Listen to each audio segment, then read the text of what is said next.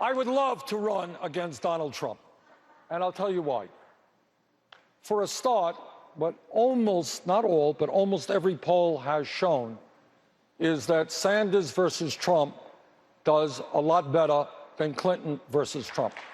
Democratic presidential hopefuls debating in Flint, Michigan ahead of that state's primary. It seems like Bernie Sanders lost momentum to Hillary Clinton after Super Tuesday. Is he getting any of that back? Joining me this morning with his perspective is NKU political science professor Ryan Salzman. Do you think he hit a little bit of a speed bump after Super Tuesday?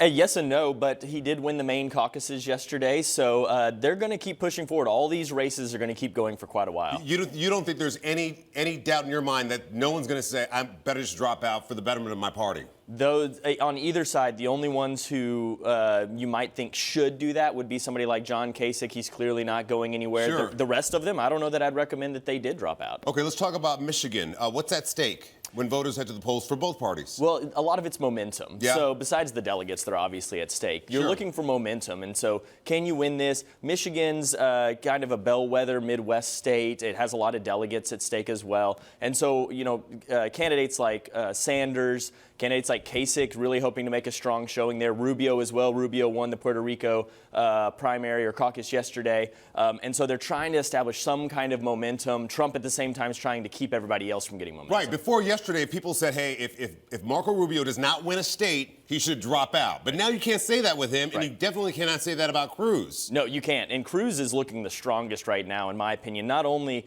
is he winning states, but his second place finishes are strong. If you look at Kentucky, if you look at other states that Donald Trump has won recently, Cruz has looked very strong in his second place finishes there. But am I mistaken if I say that a lot of people in Washington, inside the Beltway, do not get along with Cruz? No, they don't get along with Cruz. I do think that the Republican Party would be happy to work with him if he were president, probably saying, hey, just because we didn't do well together when we were in the Senate together, that doesn't mean that our relationship would be the same. Even if you had somebody you worked well with, if they went into the White House, it'd be a different relationship. Okay, so the Republican map is all over the place. You're hearing people talk more and more about a contested convention. What does that mean? So that would mean that the candidates would go into the convention without one candidate having the 1,237 delegates necessary to have an outright nomination. So when you go into the convention, you have to, the delegates have to cast their ballots for the candidates for which they were selected. Sure. On the first ballot. Okay. But so you go in, everybody has their delegates, and then you cast your ballot.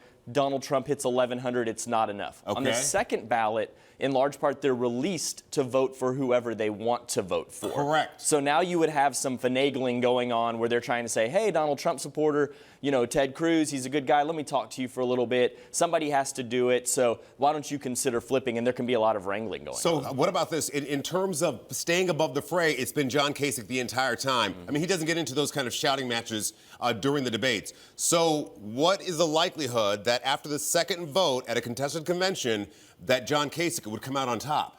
Very, very little. In fact, little. You know, I know that that's kind of the angle that he's taking and the story that he's trying to sell. I'm more convinced that he thinks he can be the kingmaker in the sense that he can decide who he wants to put his support behind, not for himself to become the presidential nominee, but instead that he could push all of his delegates behind somebody else. If anybody thinks that the fourth place delegate holder is actually going to jump to number one, it's pretty unreasonable. But could he take a large, group of 100 or 200 delegates and throw the support behind a Cruz? Probably not a Trump, but could he be the kingmaker? I think that's probably more likely. So you're thinking that there is a good chance that he could throw all his support behind Cruz? It could be any of them. It's hard to tell exactly what the dynamics are. Or right now, if there's even a chance that he would have enough delegates for it to be meaningful. I mean, if he only has 150 delegates and they need 250, then you really, it's not enough. It's only a piece of the puzzle. So there's a lot that's still unfolding. This election cycle is bananas. So entertaining. It's so entertaining. I don't know if we want to use the word entertaining, but that's not a bad thing. It's part of the process. At least more people are getting involved. And Absolutely. more people are getting involved in and the that's process. a good thing. That's Ryan a good thing. Salzman, NKU political science professor. It's always been interesting, man. Thank you. Thank you. All right, we have much more straight ahead. It was a marriage that brought the glamour of Hollywood to the White House.